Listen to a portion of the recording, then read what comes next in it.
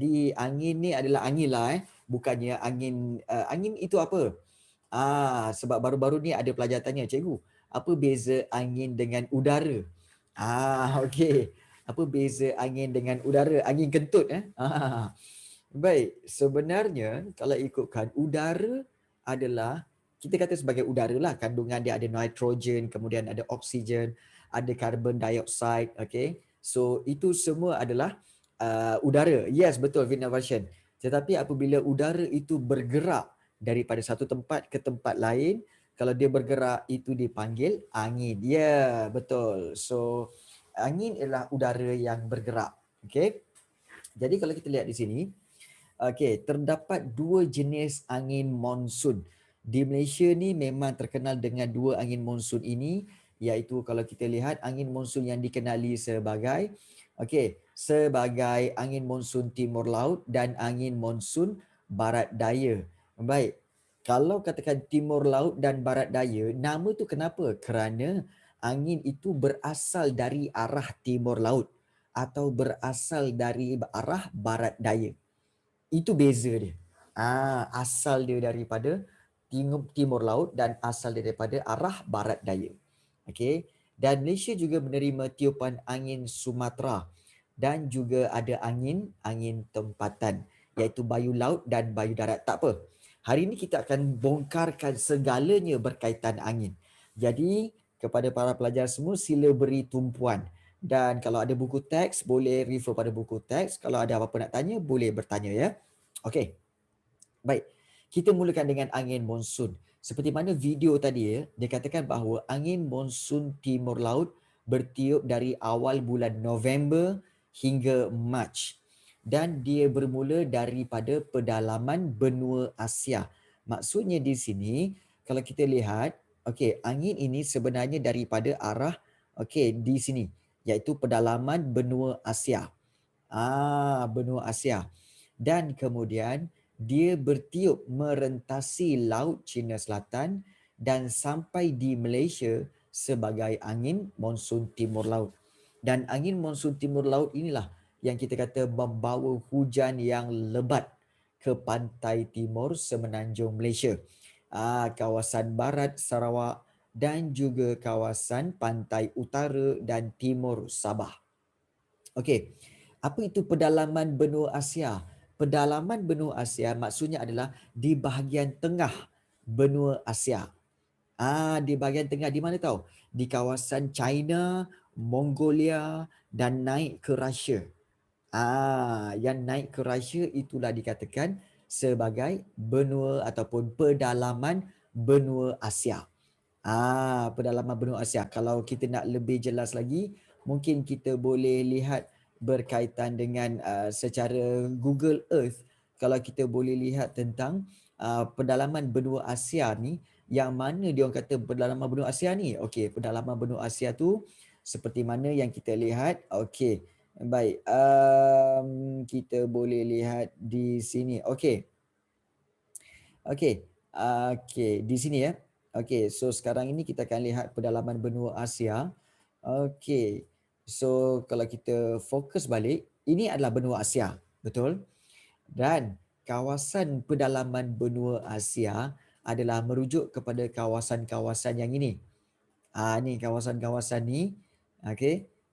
Ini semua adalah kawasan pedalaman benua Asia.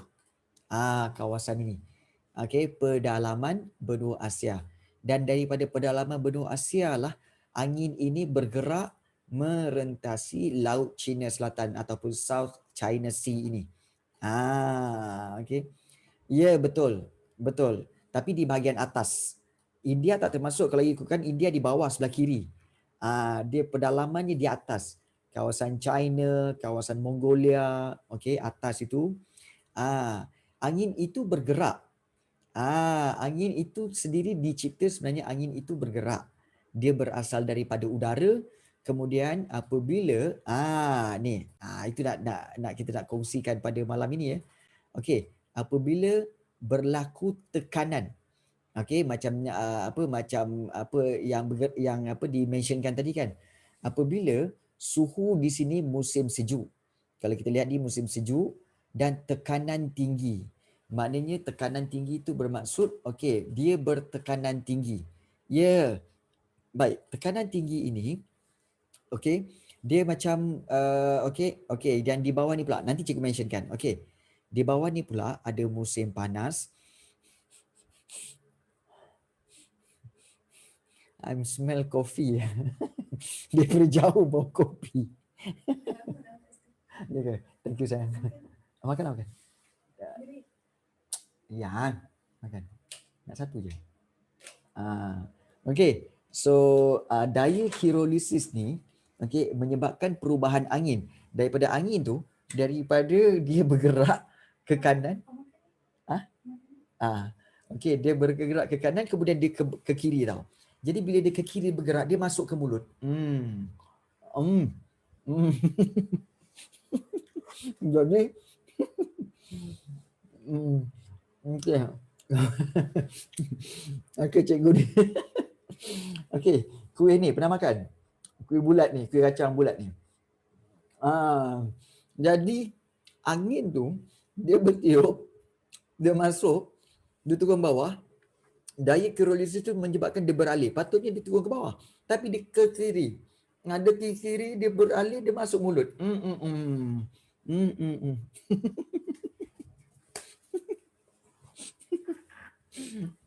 Alah, ya ke?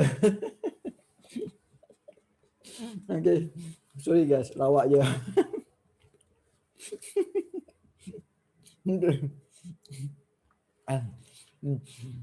Yalah cikgu, okay. Lah. Alah, kau ni cikgu buat lawak je lah. Kopi.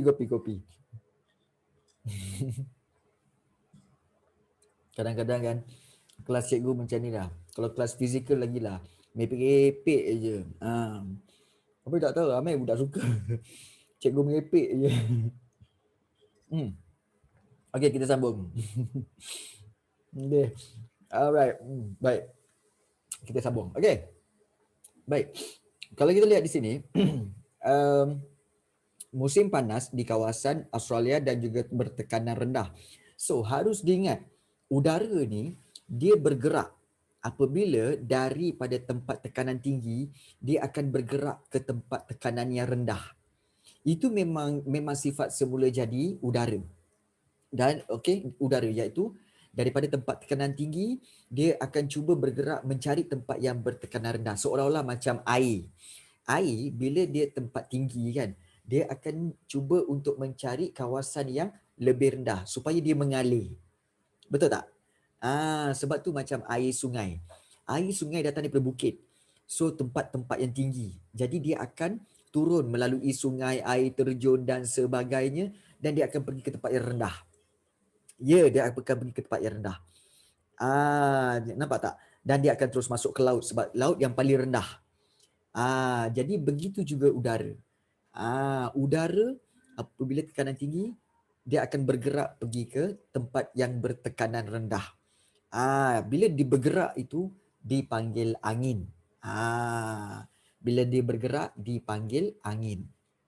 Jadi bila dia bergerak, kalau kita lihat di sini, tekanan tinggi daripada atas itu dan pula musim sejuk, bila tekanan tinggi ini, dia angin itu bergerak. Okey, kita tahu dia bergerak. Tetapi dia bergerak, dia membawa angin sejuk. Dan angin sejuk ini penuh dengan wap-wap air yang tebal. Wap-wap air yang tebal. Jadi wap-wap air itu bila dia bergerak, dia bergerak sampai ke semenanjung Malaysia, especially di kawasan di pantai timur, iaitu di kawasan Kelantan, Terengganu dan juga Pahang ini. Kawasan ini menyebabkan berlakunya hujan lebat. Boleh faham? Sebab angin tu bawa udara yang banyak dan tebal, yang berat. So udara itu telah bercampur dengan udara yang ada di Kelantan dan Terengganu, menyebabkan berlakunya hujan yang lebat di kawasan Kelantan, Terengganu dan Pahang. Sebab itu pada bulan November, Disember, Januari, maknanya bulan 11, bulan 12, bulan 1, biasanya negeri-negeri seperti Kelantan, Terengganu dan Pahang mengalami banjir. Betul tak? Banyak kali lah kita tengok tahun-tahun lepas kan. Pahang mesti banjir, Kelantan mesti banjir. Sebab apa? Angin monsun timur laut membawa hujan yang lebat. Okey. Boleh faham Aaron? Dan angin itu akan terus bertiup sehinggalah pergi ke Australia. So itulah dia angin monsun timur laut yang merentasi Laut Cina Selatan, okey, dan sampai ke Malaysia. Angin Malaysia, hujan lebat. Yes. Okey, angin bercampur dengan angin di Malaysia. Okey, di Malaysia dah ada wap air.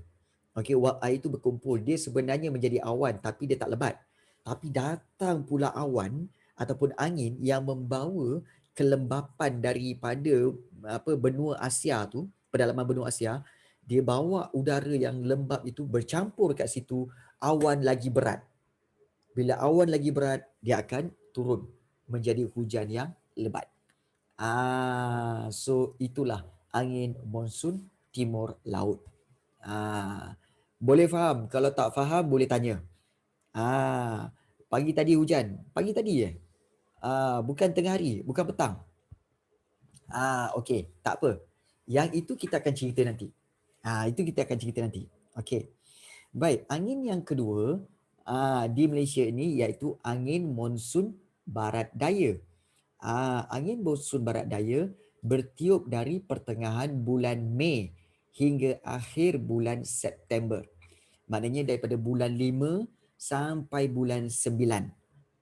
Bulan 5 sampai bulan 9 angin monsun barat daya, dan angin ini berasal dari benua Australia, bertiup merentasi lautan Hindi dan sampai di Malaysia sebagai angin monsun barat daya. Dan angin ini membawa hujan yang sederhana lebat ke Malaysia kerana dihalang oleh tanah tinggi di Sumatera iaitu Indonesia. Baik, prinsip dia sama juga macam tadi. Iaitu sebenarnya kalau kita lihat di sini, musim sejuk dan bertekanan tinggi di Australia menyebabkan angin bergerak. Angin bergerak daripada sini pergi ke tempat yang bertekanan rendah. Dan pada bulan Mei hingga bulan September, iaitu kawasan pedalaman benua Asia mengalami musim panas dan tekanan dia rendah. Jadi angin tekanan tinggi akan bergerak pergi ke tempat tekanan rendah.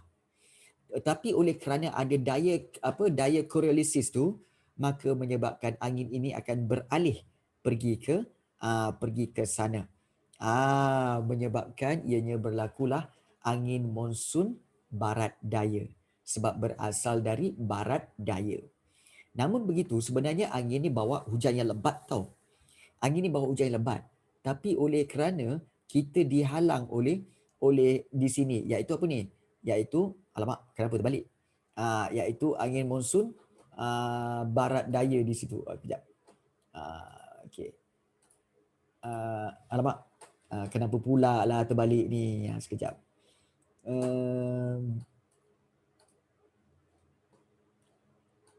Macam mana pula tiba-tiba terbalik ni? Okey, baik. Itulah dia. Tertekan rupanya. Okey. Baik. So kalau kita lihat di sini, di sini ada Sumatera. Kalau kita lihat di sini ada Sumatera. So Sumatera ini telah menghalang angin daripada mencapai ke kawasan pantai barat Malaysia. So, pantai barat Malaysia mengalami hujan yang sederhana lebat daripada bulan Mei sampai bulan September. So kamu kena tahu bahawa angin monsun ada dua, timur laut dan juga angin monsun barat daya. Baik. Kemudian selain daripada itu, kalau kita lihat ada juga angin Sumatera. Angin Sumatera bertiup daripada bulan April hingga Mei dan juga September hingga Oktober. Dan berasal dari Sumatera iaitu Indonesia. Dikenali juga sebagai squall. Nama dia sebagai squall. dan bertiup dengan kencang secara tiba-tiba pada waktu malam hingga subuh ke pantai barat semenanjung Malaysia, terutamanya dari Pelabuhan Kelang sampailah ke JB, membawa hujan yang lebat disertai kilat dan petir. Ini. Okey. Sumatera pun buat angin, bukan? Sebab dia sebenarnya bertiup. Okey, bertiup daripada Sumatera. Dia bertiup daripada Sumatera. Sebenarnya memang dah ada angin. Tetapi bila dia melalui Sumatera, dipanggil angin Sumatera. Dia bergerak sebab Sumatera mengalami tekanan yang tinggi. Manakala kawasan di sebelah pantai barat Malaysia ni mengalami tekanan rendah. So angin tu bergerak ke Malaysia daripada Sumatera. Yes. Dan satu lagi kita nak belajar tentang angin tempatan. Angin tempatan dia ada dua, iaitu bayu laut dan juga bayu darat. Okey, seperti mana kamu tahu bahawa bayu tu maksudnya angin. Okey, bayu tu maksudnya angin. Jadi, kita lihat ada dua jenis angin tempatan ini, iaitu angin tempatan angin yang sedia ada di negara kita. Dia tak datang daripada pedalaman benua Asia, dia tak datang daripada Sumatera, dia tak datang daripada Australia, tapi datang daripada tempat kita sendiri. Sebagai contoh, kalau kita lihat angin tempatan yang berlaku pada waktu siang di kawasan berhampiran pantai. Ni bayu laut. Berlaku kerana tekanan udara di laut adalah lebih tinggi daripada tekanan udara di darat. Jadi udara akan bergerak dari laut yang bertekanan tinggi ke daratan yang bertekanan rendah. Macam cikgu cakap tadi, kalau tekanan tinggi udara akan bergerak ke tekanan rendah. Okey. Kalau kamu, siapa biasa pernah pergi ke laut? Pernah tak kamu pergi ke tepi pantai waktu siang? Okey. Kalau kamu pergi ke pantai waktu siang, kamu berdiri kat tepi pantai tu, kamu berdiri kat tepi pantai, kamu perasan tak angin yang datang adalah datang daripada laut? Angin tu bertiup kuat. Datang daripada mana? Daripada laut. Betul? Angin tu bergerak daripada laut kepada kamu, ke pantai. Betul tak? Kan? Sampai angin dia kuat gila lah kan? Itu dipanggil bayu laut. Udara daripada laut ini akan bergerak, bergerak pergi ke pantai. Pergi ke pantai. So ini kemudian dia akan circulate balik, pergi ke udara, ke laut, dan dia akan meneruskan ke darat semula. So itu adalah bayu laut, iaitu bayu ataupun angin yang datang dari laut. Manakala kalau kamu lihat sebelah malam pula terbalik. Sebelah malam macam ni, iaitu dipanggil bayu darat, di mana angin tempatan yang berlaku pada waktu malam, ni pada waktu malam, di kawasan berhampiran pantai. Berlaku kerana tekanan udara di darat adalah lebih tinggi daripada tekanan udara di permukaan laut. So udara yang bergerak dari darat tadi, yang bertekanan tinggi, ke laut yang bertekanan rendah. Okey, baik, ada soalan Vinavation tanya, apa itu bayu? Baik, bayu tu angin. Bayu tu angin. Bayu tu angin. Maksud bayu ialah angin, iaitu udara yang bergerak. Maknanya angin laut, angin darat. Bayu laut, bayu darat. So, kalau kamu pernah pergi ke laut, kalau kamu pergi waktu malam pula, angin tidak bertiup daripada kamu tahu. Kamu berdiri menghadap laut, kamu akan rasa angin datang daripada belakang. Iaitu daripada darat pergi ke laut. Itu angin tu. Kenapa dia macam tu? Sebab itu adalah bayu darat. So ianya berlaku pada sebelah malam. Kalau siang, angin datang daripada depan, daripada laut, itu dipanggil bayu laut. Waktu malam, angin datang daripada belakang. So itu belakang kamu pergi ke laut. Maknanya daripada darat pergi ke laut, itu dipanggil bayu darat. Okay. So, itu yang berkaitan angin. So, bila kamu dah tahu jenis-jenis angin ini, kita ada angin monsun timur laut, angin monsun barat daya, angin Sumatera, kemudian kita ada bayu laut dan bayu darat. Cikgu nak tanya kamulah, hujan yang berlaku pada hari ini, ada yang kata berlaku pagi tadi, ada yang hujan petang tadi. Petang tadi ada hujan kan? Okey, waktu solat Jumaat. Okey, hujan tadi. Okey, cikgu nak tanya kamu, itu hujan datang daripada angin mana? Hujan tu datang daripada angin mana? Cuba kita tahu cikgu. Angin monsun, monsun mana?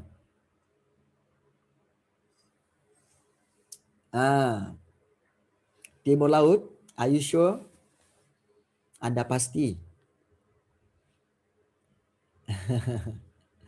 Okey, yang lain-lain ada jawapan? Okey. Muhammad Iman. Cikgu suka jawapan kamu. Cikgu suka jawapan kamu. Okey. Okey, sebenarnya begini. Kalau kamu nak tahu angin itu jenis angin apa, kamu tengok bulan berapa sekarang ni. Bagi tahu cikgu sekarang ni. Bulan berapa kita sekarang ni? Kita bulan berapa? Bulan April. Bila bulan April atau bulan 4, kita tengok dekat sini, okey, angin monsun timur laut daripada November hingga Mac. Oh ya ke? Tak apa, tak apa. Nanti nanti Utaya. Okey, daripada bulan November hingga bulan Mac. Okey, kita bulan April. November, Disember, Januari, Februari, Mac. Kita April. Kemudian angin monsun barat daya daripada Mei hingga September. Mei, Jun, Julai, Ogos, September. April tak ada. Jadi kalau kita lihat angin Sumatera, April hingga Mei. Di sinilah berlakunya hujan kita ni. Bila kita fikir balik, sekarang bulan apa Bulan April. Oh, bulan April dengan bulan Mei, ini hujan ni mesti dibawa oleh angin Sumatera. Angin Sumatera. Yeah. Angin tempatan boleh. Tetapi kalau angin tempatan, dia berlaku di kawasan berhampiran pantai. The problem is, rumah kita dekat tepi pantai ke? Nampak tak? Dia di kawasan berhampiran pantai. Dua-dua ni berhampiran pantai. So, angin yang kita ada ni sekarang ni bukan angin tempatan, iaitu dipercayai inilah angin Sumatera yang berlaku pada hari ini. Dan kalau kita lihat, membawa hujan lebat yang disertai kilat dan juga petir. Ada kilat tak petir tak? Ada tak kilat dan petir bila hujan sekarang ni? Ada tak? Ada yang kata tak ada. Tapi selalunya ada, betul tak? Selalunya ada. Jadi, kalau ada tu, maknanya itulah angin Sumatera. Apa beza kilat dengan petir? Terbaik, Aaron. Okey. Bagus soalan tu. Baik, siapa tahu apa beza kilat dengan petir? Apa beza kilat dengan petir? Dengan guruh. Okey, yes. Apa beza kilat, petir, guruh?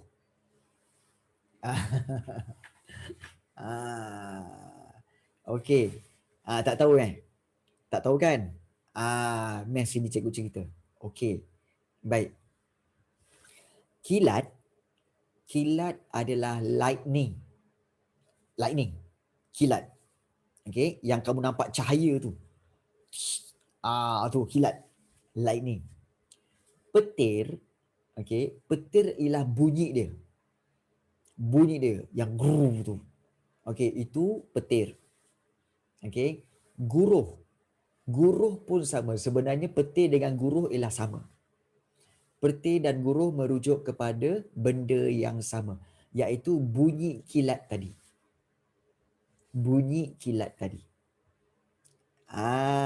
Bunyi kilat tadi. So, okey, yeah.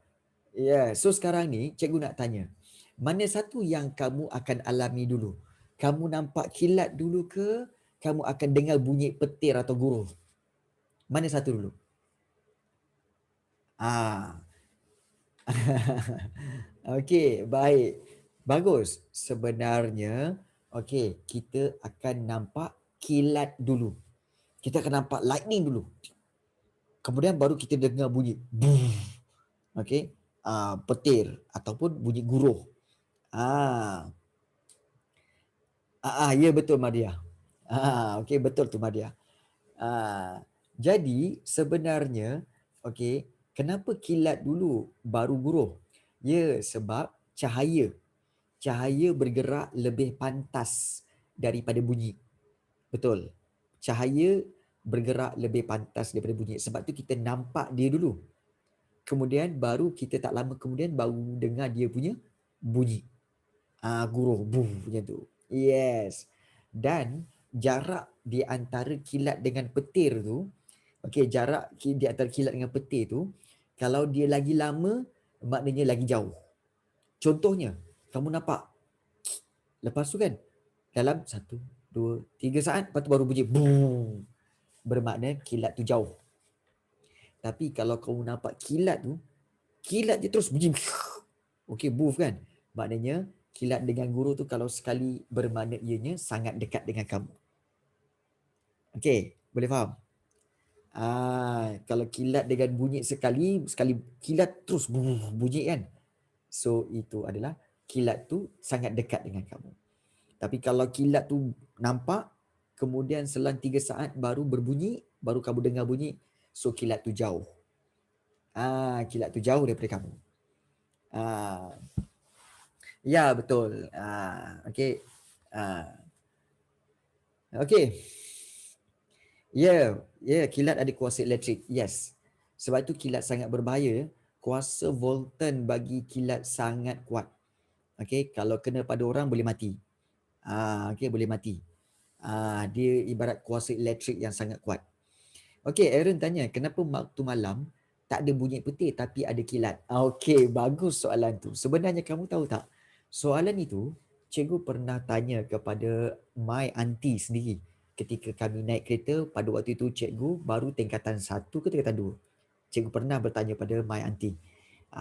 Dan sebenarnya, okey, menurut sains dan apa yang my auntie cakap betul lah. Sebenarnya, pada waktu malam, kita tak nampak adanya awan-awan. Okey, awan-awan sebenarnya ada, waktu malam pun ada awan. Tapi kita tak nampak sebab gelap. Okey. Jadi apa yang berlaku adalah awan-awan itu dia ada cas-cas elektrik positif dan negatif yang berlaga. So bila berlaga menghasilkan petir. Tapi dia tak ada bunyi. Dia tak ada bunyi. Sebab apa? Sebab dia hanyalah cas-cas positif dan negatif yang sedang berlaga pada waktu malam. So kita nampak macam ada petir tapi dia tak ada bunyi. Yes, itu hanyalah yes, betul. Okey, jadi itulah yang berlaku kepada bumi kita. Kan? Waktu malam tak ada hujan, tak ada apa, tiba-tiba kita nampak ada petir macam petir. Tapi tapi tak ada pun apa bunyi dia. Tak ada pun guruh, tak ada pun hujan. Tapi nampak macam petir je. Sebab sebenarnya dekat atas tu ada awan. Dan awan tu ada positif dan negatif punya charge yang sedang berlaga. Okey, geografi belajar geografi. Okey. Macam mana bunyi petir dihasilkan? Okey, bunyi petir dihasilkan apabila pertembungan charge positif dan negatif itu dia lebih kuat. Okey, dia lebih kuat. Maknanya charge positif dan negatif itu di dalam bentuk air. So bila bentuk air, wap air tu dia berlaga tu, okey, dia akan menghasilkan getaran yang kuat. Sebab dia bersama dengan wap air. Malam kalau kita lihat dia punya petir tu dia hanya udara-udara yang charge negatif positif di mana tidak ada berlaku hujan. So dia tidak ada kandungan air yang menyebabkan dia membawa momentum bunyi. Tak ada. Waktu malam tak ada. Waktu siang okey dia punya siang petir, siap dengan guruh, siap hujan kerana apa? Hujan itu wap air itu telah mencetuskan letupan itu. Jadi itu lebih kuranglah berkaitan dengan apa yang berlaku kepada kilat, petir dan juga guruh. Ya, betul. Okey, dan kalau kita lihat di sini ada satu fakta mana fakta yang cikgu nak tunjukkan tadi? Buatkan saya takut jadi fobia. Tak payah fobia lah, tak ada apa pun. Okey, angin tempatan. Okey, di sini ya. Ribut petir. Okey, ribut petir merupakan satu fenomena yang berlaku dan ribut petir lazimnya terjadi pada waktu petang. Okey. Dan awal senja di daratan dan Subang, iaitu di Selangor, Subang Jaya merekodkan jumlah berlaku ribut petir yang paling kerap di Malaysia. Okey, cikgu, kenapa elektrik masuk dalam air dia merebak dalam air? Yes, sebab wap air ataupun air, wap air sebenarnya adalah konduktor elektrik yang baik. Okey, dia konduktor elektrik yang baik. Maknanya dia boleh konduktor elektrik. Ya, konduktor elektrik yang baik. Sebab itu dia boleh menyebarkan kuasa elektrik tu. Dia ingat elektrik dia bukan api, tapi dia tenaga. Dia tenaga elektrik. So sebab itu hati-hati, jangan terkena elektrik, terutama sekali pada waktu hujan ataupun ketika ada air bertakung ya. Elektrik sangat bahaya. Okey, itulah yang berlaku. Okey. Baik, bagus. Terdapat banyak soalan berkaitan dengan angin dan juga petir serta kilat dan sebagainya. Bagus. Inilah dia pelajar-pelajar cikgu yang sentiasa ada rasa ingin tahu dan nak mencari jawapan. Kenapa petir dulu? Kenapa kemudian kenapa kilat dulu kemudian petir? Kemudian pelbagai lagi. Bagus soalan-soalan itu. Inilah kegunaan kelas kita. Kamu boleh bertanya apa juga soalan. Jangan takut. Okey? Kenapa saya tetap handsome? Kan tiba agak tiba di situ, Aaron. Okey, baik. Baiklah, Aaron. Memang cikgu akui kamu handsome. Okey? Kamu memang handsome. Okey, baik. Okey. Oh, kalau saya tanya cikgu dah kahwin ke? Kalau saya tanya cikgu dah kahwin ke? Ish. Madia, rugi. Rugi kalau cikgu usia macam ni tak kahwin lagi. Rugi. Rugi. Nasib baik Allah bagi, kan? Mestilah. Kan? Kalau bujang lagi maknanya cikgu tak laku. Rugi lah kan? Okey, baik.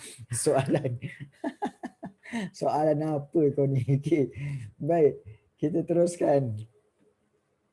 Okey, 4.2 kita nak lihat. Okey, pengaruh cuaca dan iklim terhadap kegiatan manusia di Malaysia. Memang pengaruh cuaca dan iklim ni banyak. Okey, terhadap kegiatan manusia di Malaysia. Especially kalau kita lihat kita lihat pada zaman bulan Ramadan ni. Time-time sekarang ni bulan Ramadan ni, kalau kita lihat pengaruh cuaca dan iklim menyebabkan waktu hujan lah ramai food panda dan juga grab food rider semuanya berhenti. Terpaksa berhenti sekejap kerana apa? Kerana hujan yang lebat. Kalau time musim tak hujan tu, berpusu-pusu mereka mengambil makanan untuk dihantar kepada orang ramai. So maknanya cuaca mempengaruhi tindakan manusia lah kan. Kita kena faham. Kamu pun sama. Kalau katakan dah berhari-hari panas saja, kan? Kamu pun tak ada mood nak pergi sekolah. Tetapi bila hari-hari hujan je, hari-hari hujan pun kamu tak ada mood nak pergi sekolah. Kan?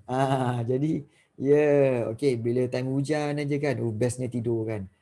Tidur. Kena marah dengan mak lagi adalah kan. Bangun pergi sekolah. Okey. So alright. So kita lihat dari sudut pertanian. Okey, iklim khatulistiwa yang panas dan lembap sepanjang tahun ini, sepanjang tahun ya, menggalakkan pelbagai jenis tanaman seperti padi sawah, getah, kelapa sawit, koko dan juga lada hitam.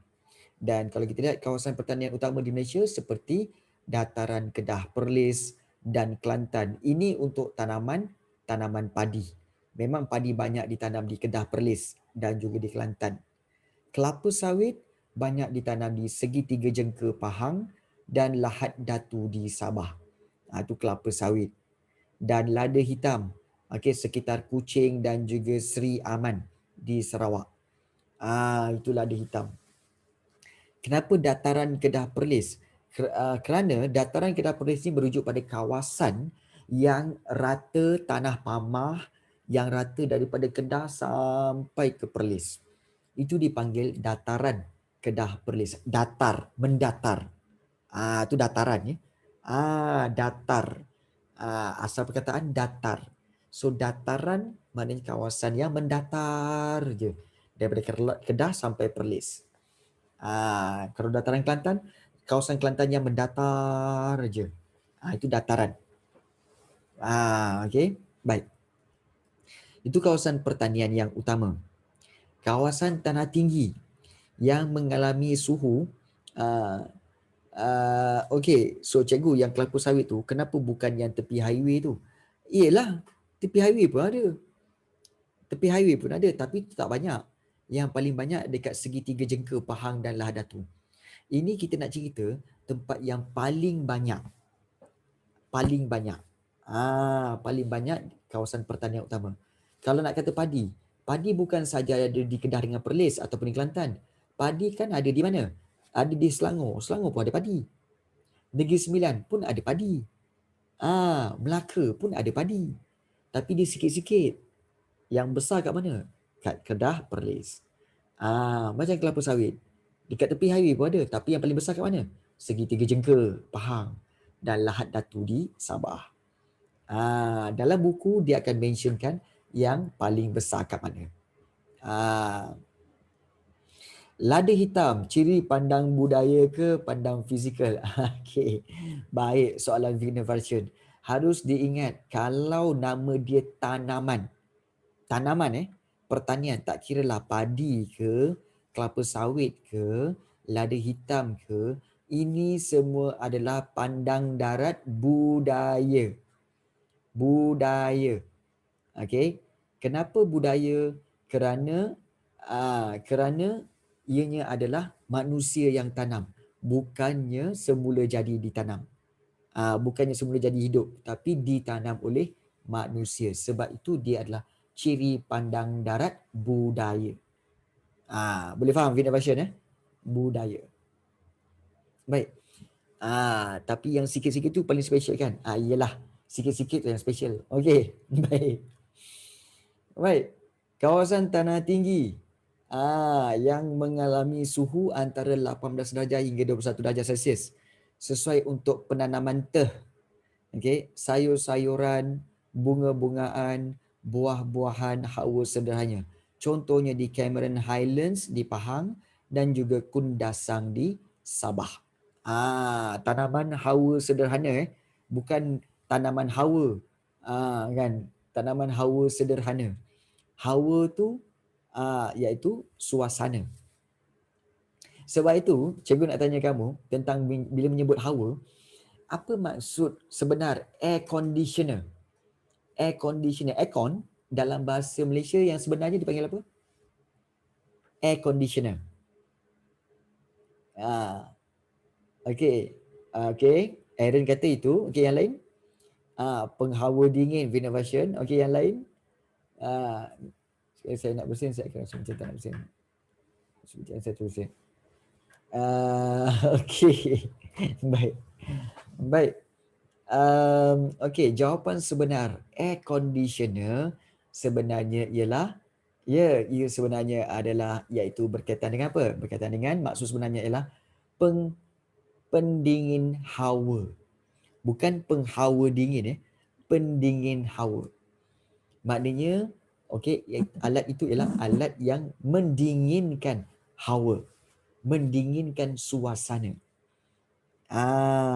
Okey, bukan penghawa dingin. Okey, ingat tu ya, bukan penghawa dingin. Alat pendingin hawa. Okey, baik. Ya, betul.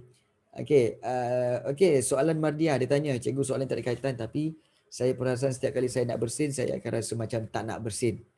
Tapi bila saya tengok lampu atau apa-apa sumber cahaya, saya terus bersin. How does light affect me when I'm sneezing? Okay.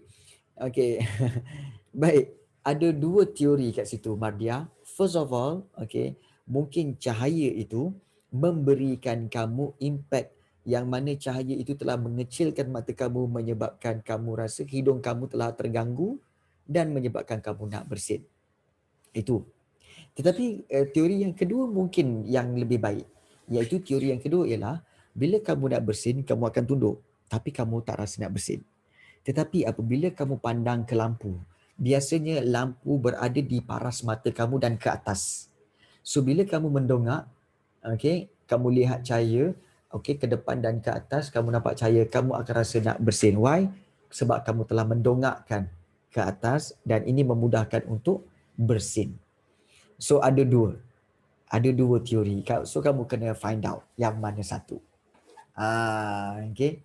Adakah lighting itu telah menjejaskan kamu punya ruangan mata dan ruangan hidung, ataupun sebenarnya tindakan kamu yang mendongak melihat cahaya itu yang telah membuka ruang bersin itu. Aku dah macam doktor dah, kan? Okay, dah macam doktor dah. Okay, ambil ubat ini, okay, ambil ubat dan sila makan ya. 3 sudu setiap kali makan. Okay, baik. Okay, so itu pertanian. Yang seterusnya, pujangga. Okay. Yang seterusnya iaitu berkaitan dengan pembalakan, di mana suhu yang tinggi dan jumlah hujan yang banyak di Malaysia menggalakkan pertumbuhan hutan hujan tropika, especially di kawasan pedalaman semenanjung Malaysia dan pedalaman Sabah Sarawak. Negara kita banyak kayu balak, okay, iaitu antaranya kayu-kayu keras seperti cengal, meranti, nyatuh, keruing. Okay, ini kayu-kayu ni kamu tahu buat apa? Kayu-kayu ini sebenarnya banyak digunakan untuk buat perabot. Dan perabot-perabot yang mahal tu, yang berat tu, yang kalau kamu nak angkat tu berat tu, biasanya dibuat daripada kayu-kayu ini. Sebab itu perabot mahal. Sebab kayu-kayu yang dibuat tu memang kayu-kayu balak yang besar dan keras. Yes. So aktiviti pembalakan kalau kita lihat di sini sukar dijalankan pada musim tengkujuh. Apa itu musim tengkujuh? Iaitu musim tengkujuh musim apa? Musim tengkujuh musim siapa tahu? Apa itu musim tengkujuh? Tahu ke tak tahu ni? Tak ada seorang pun yang jawab ni. Musim tengkujuh tahu tak? Musim tengkujuh tu apa? Okey, baik. Musim tengkujuh ialah musim hujan. Betul. Musim tengkujuh ialah musim hujan, di mana musim hujan yang berlaku hampir setiap hari. So itu dikatakan musim tengkujuh. Dan musim tengkujuh ini pembalakan susah nak dibuat sebab jalan licin dan terdera kepada bahaya tanah runtuh. Sebab tu pembalakan tidak dibuat pada musim tengkujuh. Maksud musim tengkujuh ialah musim hujan. Kemudian pada musim tengkujuh juga perikanan, iaitu semasa musim tengkujuh ni iaitu refer kepada musim pada angin monsun timur laut, iaitu pada November hingga Mac setiap tahun ya. Nelayan di pantai timur semenanjung Malaysia tidak dapat turun ke laut kerana laut China Selatan yang bergelora. Bergelora ni maknanya ombak besar. So kalau ombak besar, bot-bot atau kapal-kapal nelayan ni yang kecil-kecil ni bahaya. Mudah untuk dipukul oleh ombak dan kemudian pecah dan karam. Sebab itu nelayan tidak turun ke laut pada musim tengkujuh. Yes. Oleh sebab itu, mereka melakukan pelbagai aktiviti lain di darat seperti membaiki jala dan pukat yang rosak. Dan nelayan itu di pantai timur. Nelayan di pantai barat pula, iaitu nelayan-nelayan di negeri-negeri seperti di Perak, di Selangor, di Negeri Sembilan, Melaka dan di Johor, mereka boleh menangkap ikan sepanjang tahun. Sebab kawasan perairan Selat Melaka terlindung daripada tiupan angin kencang semasa monsun timur laut, dan semasa monsun barat daya. Why? Sebab semasa monsun timur laut itu, okey, negeri-negeri kita ini, kawasan perairan telah dilindungi oleh banjaran titiwangsa. Banjaran titiwangsa yang ada di tengah-tengah semenanjung Malaysia kan. Banjaran titiwangsa ni telah blok angin itu. Dah blok angin itu. Manakala angin monsun barat daya pula telah diblok ataupun telah dihalang oleh Sumatera. So menyebabkan kawasan perairan di Selat Melaka ni sentiasa tenang dan nelayan boleh menangkap ikan setiap hari sepanjang tahun. Inilah aktiviti menangkap ikan. So musim tengkujuh ialah musim hujan yang lebat. Inilah dia. Okey. Dan terakhir sekali kita nak lihat di sini iaitu pelancongan. Di mana kalau kita lihat pelancongan, keadaan iklim khatulistiwa yang panas dan lembap sepanjang tahun menarik minat ramai pelancong ya untuk datang berkunjung ke Malaysia.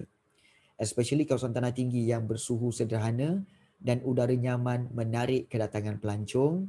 Suhu air laut antara 20 hingga 30 darjah Celsius menggalakkan pertumbuhan batu karang dan aktiviti menyelam scuba. Menyelam scuba iaitu menyelam ke dalam laut tu. Inilah dia antara contoh kawasan peranginan pantai dan pulau di Malaysia iaitu Pantai Damai di Sarawak, Pulau Redang di Terengganu, Pulau Sipadan di Sabah, dan juga ada Cameron Highlands di Pahang, Kundasang, okey, dan juga di Bukit Larut di Perak. Jadi nampak tak? Untungnya kita di negara kita sebab apa? Negara kita memiliki terlalu banyak sumber, terlalu banyak kegiatan ekonomi. Macam-macam yang boleh digunakan, yang boleh dibuat di negara kita ni. Rajin tak rajin je. Okay, rajin tak rajin je. Jadi, oleh yang demikian, ada soalan nak tanya berkaitan dengan cuaca dan iklim di Malaysia? Dah faham semua? Tak adalah.